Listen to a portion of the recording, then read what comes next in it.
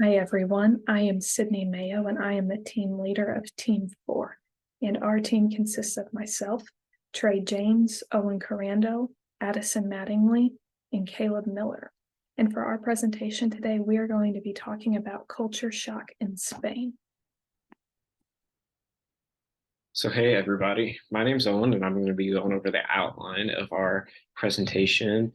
Uh, First, we're just going to talk about the culture shock in Spain and in what forms it comes in, whether that be food and customs, education system, our everyday life, and the daily structure of how everyday life works in Spain.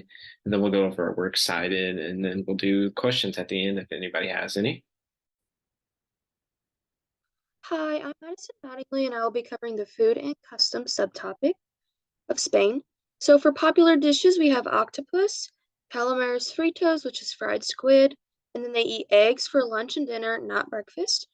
Lunch is usually includes dessert and coffee, and then they have 4 meals a day.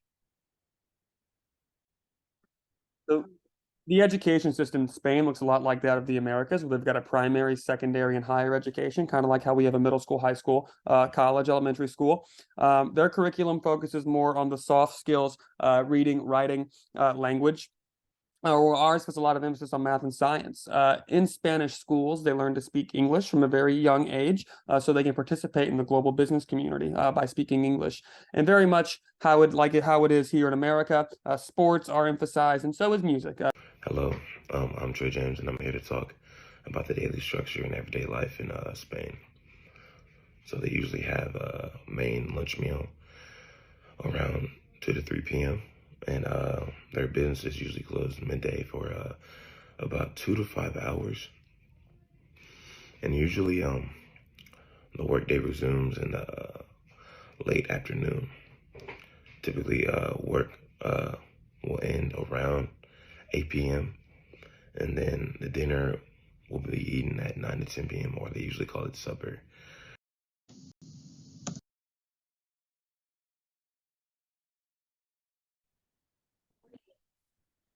All right, are there any questions? So the question was, what was the most rewarding part of my research? And for me personally, I would say just learning about another culture and how different they can be, and also how similar they can be as well.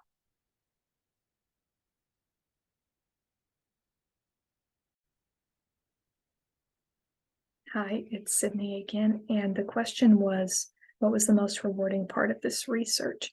And for me, the most rewarding part was just gaining a better appreciation of the diversity of different cultures and countries, specifically Spain in our case. But it just gave me a better perspective that just because things are done one way in the United States doesn't mean that that's the norm or the way things are done in other countries. So that was really great.